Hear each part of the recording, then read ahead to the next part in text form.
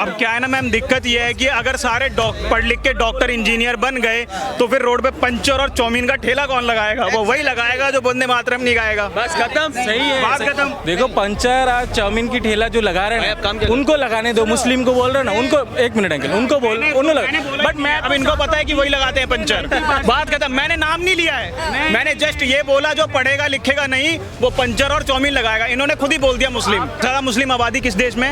आज सबसे मैं फिगर आउट की बात कर रहा हूँ। आप बोल रहे हो ना सेफ्टी के लिए, मैं आपको सेफ्टी का बताता हूँ।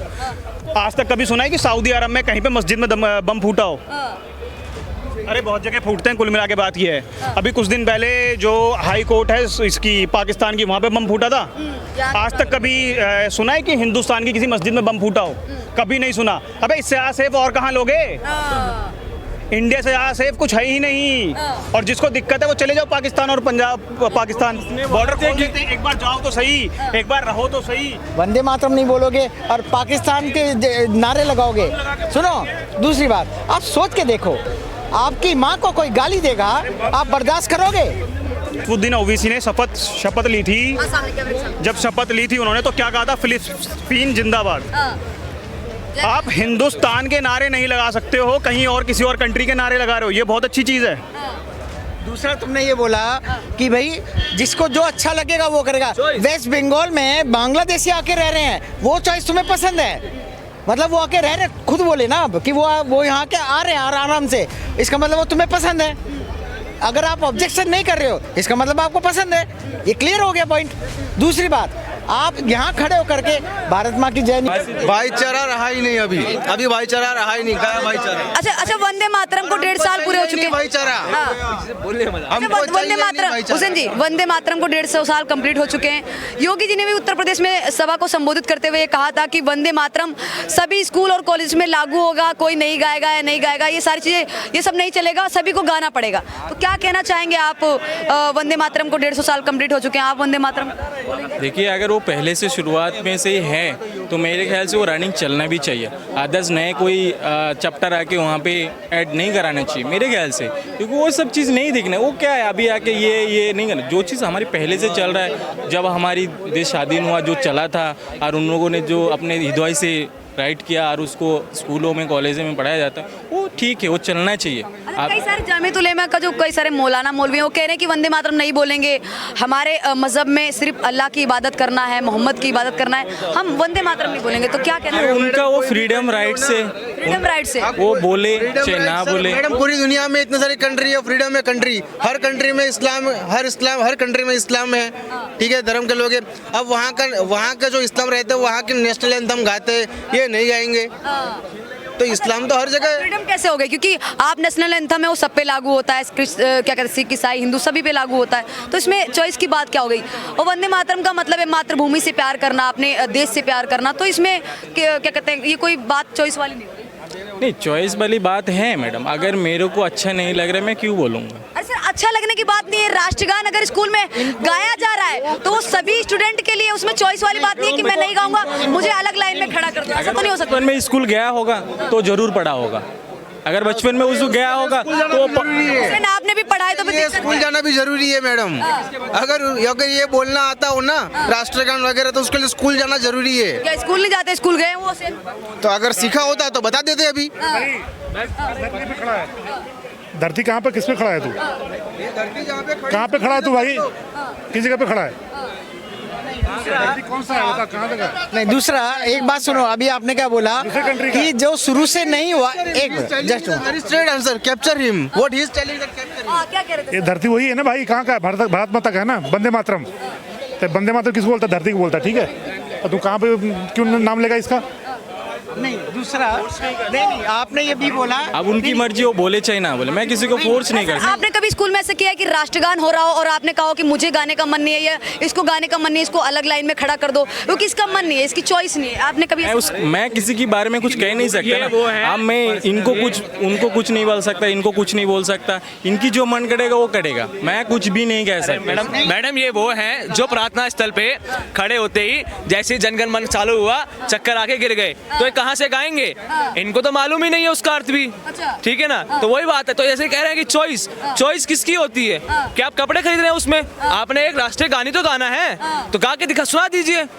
ठीक है, जब आप गा के सुना ही नहीं सकते तो उसमें चॉइस वाली बात ही क्या आ गई? आप कपड़े कैसे तो है नहीं कि हम कहीं मंडी में चले गए हैं, हमें भिंडी खरीदनी है जी, और भिंडी ये देखी तोड़ के कहते हाथ टूट रही है, अच्छी है, तो ऐसा तो है नहीं। ठीक है, तो गाओ ना भाई, तुमसे बोलने के लिए बोला, बोल दो। हम तो बोल ही रहे हैं। Choice क्यों है? तुम जिस मौलाना के बारे में कह रहे हो, दो चीज बोली। इनका सबसे पहला स्टेटमेंट था कि बांग्लादेश की लोग आराम से एंटर कर लेते हैं। दूसरा ये था कि राष्ट्र से प्रेम, दोनों दिख गया। इन्होंने स्टेट किया था, स्टेटमेंट था इनका कि बांग्लादेशी आ जाते हैं कोलकाता में आराम से, बांग्लादेश में आराम, वेस्ट बंगाल में आराम से। आ जाते नहीं, आया हुआ है भाई, आया हुआ है ऑलरेडी बसा हुआ। कह रहे हैं कि बसा हुआ है। आपका मुझे राष्ट्र प्रेम पूरा दिख गया, आपको यही नहीं पता कि हमारा जो राष्ट्रीय गान है वो क्या है। राष्ट्रीय वंदे मातरम आपको गाने में इतनी दिक्कत है। वंदे मातरम लिखा किसने था ये भी पता है? तो गा दो ना उसको, पूरा गा के सुना दो। नहीं, मेरे को देखो, अभी मेरे को इतना राष्ट्रीय गान कितनी देर में गाना होता है? कितनी देर में? 1 से 1.5 मिनट होते हैं सर। 1 से 1.5 मिनट मेरे ख्याल से। 1 से 1.5 मिनट कभी नहीं होते, 52 सेकंड का टाइम होता है। मेरे को इतना नॉलेज नहीं है, मैं तो क्लियर बोल रहा हूँ भाई। हमारे देश को नॉलेज तो तब होगा ना मैम जब कभी गाया हो, जब कभी गाया ही नहीं तो नॉलेज कहाँ से होगी उसकी? Show some respect to the national anthem. भले आपको नहीं आता हो, लेकिन at least show some respect to the national anthem. खड़े होके भी देख रहे हैं हम, यहाँ घूम रहे, सर स्ट्रेट खड़े रहो। अब क्या है ना मैम, दिक्कत ये है कि अगर सारे पढ़ लिख के डॉक्टर इंजीनियर बन गए तो फिर रोड पे पंचर और चौमीन का ठेला कौन लगाएगा? वो वही लगाएगा जो वंदे मातरम नहीं गाएगा। बस खत्म। सही है, बात खत्म। देखो पंचर आज चाउमीन की ठेला जो लगा रहे हैं ना, उनको लगाने दो। मुस्लिम को बोल रहे ना, उनको 1 मिनट अंकल, उनको बोल, उन्होंने लगा। बट मैं अब इनको पता है कि वही लगाते हैं पंचर। बात खत्म। मैंने नाम नहीं लिया है, मैंने जस्ट ये बोला जो पढ़ेगा लिखेगा नहीं वो पंचर और चौमीन लगाएगा। इन्होंने खुद ही बोल दिया मुस्लिम। आपका कहने के नाम मत लो, बट टारगेट तो आपको वही कहने का हुआ ना। आप सीधा बोलो मुस्लिम पढ़ता नहीं, तो आप कह रहे हो मुस्लिम है बोला नहीं, मैंने कहा जो नहीं पढ़ेगा। हाँ? नहीं पढ़ेगा तो आप ऐसी बात कर रहे हैं, पढ़े तो थे अभी, यहाँ पे डॉक्टर भी थे। हो सर्कुलरिज्म चाहते हो तो आपको भी ये बात माननी चाहिए कि दोनों हाथ से ताली बजती है, दोनों को हाथों को एक होना पड़ता है। हर बार ट्रिगर आउट कोई किसी एक कौम को होना पड़े तो आप समझ जाओ कि पूरा वर्ल्ड उस कौम को ट्रिगर आउट क्यों कर रहा है। पॉपुलेशन ही ज्यादा है, उन्होंने उनका ही कुछ भला नहीं कर पा रहे हो, तो मुस्लिम को क्या है 20% कितना 18%। सबसे ज्यादा मुस्लिम आबादी किस देश में? आज सबसे, मैं फिगर आउट की बात कर रहा हूँ। आप बोल रहे हो ना सेफ्टी के लिए, मैं आपको सेफ्टी का बताता हूँ। आज तक कभी सुना है कि सऊदी अरब में कहीं पे मस्जिद में बम फूटा हो? अरे बहुत जगह फूटते हैं। कुल मिला के बात ये है, अभी कुछ दिन पहले जो हाई कोर्ट है इसकी पाकिस्तान की, वहाँ पे बम फूटा था। आज तक कभी सुना है कि हिंदुस्तान की किसी मस्जिद में बम फूटा हो? कभी नहीं सुना। अबे इससे ज़्यादा सेफ और कहाँ लोगे? इंडिया से ज़्यादा सेफ कुछ है ही नहीं। और जिसको दिक्कत है वो चले जाओ पाकिस्तान और पंजाब, पाकिस्तान बॉर्डर खोल देते हैं। एक बार जाओ तो सही, एक बार रहो तो सही। कहाँ पे? जहाँ जाते हो हम तो यहीं गए हैं। जहाँ तुम्हें सेफ्टी लगती है। आपने जब ये असफुद्दीन ओवैसी ने शपथ ली थी, जब शपथ ली थी उन्होंने, तो क्या कहा था? फिलिस्तीन जिंदाबाद। आप हिंदुस्तान के नारे नहीं लगा सकते हो, कहीं और किसी और कंट्री के नारे लगा रहे हो, ये बहुत अच्छी चीज़ है। दूसरा तुमने ये बोला कि भाई जिसको जो अच्छा लगेगा वो करेगा। वेस्ट बंगाल में बांग्लादेशी आके रह रहे हैं, वो चॉइस तुम्हें पसंद है? मतलब वो आके रह रहे, खुद बोले ना कि वो यहाँ के आ रहे हैं आराम से, इसका मतलब वो तुम्हें पसंद है। अगर आप ऑब्जेक्शन नहीं कर रहे हो इसका मतलब आपको पसंद है। ये क्लियर हो गया पॉइंट। दूसरी बात, आप यहाँ खड़े होकर के भारत माँ की जय, वंदे मातरम नहीं बोलोगे और पाकिस्तान के नारे लगाओगे। सुनो, दूसरी बात, आप सोच के देखो, आपकी माँ को कोई गाली देगा, आप बर्दाश्त करोगे? करोगे क्या? जवाब दो पहले। हाँ, जवाब। बम लगा के जरूर फट जाएंगे, वंदे मातरम नहीं बोलेंगे, वंदे मातरम, भारत माता की जय, ये सब। अरे आओ ना भैया, आओ ना। अरे रुक जा, मैं तो कुछ बोल ही नहीं रहा हूँ। कहाँ से हो? बंगाल से हो? जी जी जी, बंगाल से ही है। ओ कोথায় থেকে दादा, कोথায় থেকে? आप भी पश्चिम बंगाल में? हाँ हम भी पश्चिम बंगाल से, हमको पता है ना कि अच्छे से चप्पा चप्पा पता है हमको क्या होता है बंगाल में। नाम नाम नाम। बंगाल में कह रहे हैं ममता दीदी की वापसी होने वाली। कौन ये कह रहे हैं? ऐसे ऐसे लोग चाहेंगे तो होगा ही। जो वहाँ पे अभी देखिए बाबरी मस्जिद बन रही है, वहाँ पे 6 तारीख को स्थापना होगा। ये ममता बनर्जी करवा सकती है। जो 500 साल के लिए हिंदू लड़े थे, आज ये ना सारे हिंदुओं पे तमाचा है कि बाबरी मस्जिद वहाँ पे बंगाल में वो बनवा रही है। और इसी ऐसे ऐसे लोगों का यहाँ पे समर्थन। और आपने अभी क्या बोला था, 52 सेकंड का वंदे मातरम होता है? नहीं, वो राष्ट्र 1 मिनट का, 1.5 मिनट का आता है। पता था, मैंने ये बोला एक से तुम्हें पता भी नहीं होगा देश का चीज जो है ना, तुम्हें पता भी नहीं होगा, तुम लोगों जैसे लोगों को पता भी नहीं चलेगा। आपको पता है ना, देखो, आपको पता है तो सुनो, ना, आपको पता है सुधारनी ना, पड़ेगी। बट आप किसी को समझाओ, उसके ऊपर प्रेशर मत डालो। क्यों नहीं प्रेशर डाले? अगर हमारे सेना बोल देंगे, अभी कुछ दिन पहले क्या हुआ था, जब हम मूवी देखने जाते थे, 52 सेकंड का सिर्फ नेशनल एंथम होता है, उसमें लोग खड़े नहीं हो पाते थे, उसमें बोलते थे कि हम क्यों खड़े हो, सुप्रीम कोर्ट तक चले गए थे। यही हमारे सोल्जर्स, हमारे जवान बोल देंगे, अरे भाई अपना देख लो, हम जा रहे हैं घर। हम जो सुरक्षित यहाँ बैठे ना, यहाँ पे बात कर रहे हैं ना, वही जवान के कारण। अगर वो जवान अगर बोलते भैया अपना देख लो, मुझे कोई फर्क नहीं पड़ता है, कहाँ जाएंगे भैया हम लोग? अगर सुरक्षित हैं तो कम से कम उनका तो सम्मान करके एक बार उनका तो चेहरा जहन में डाल दो ना। अभी क्या बोलते हैं, अभी एक मरे, वो वीर गति को प्राप्त हुए।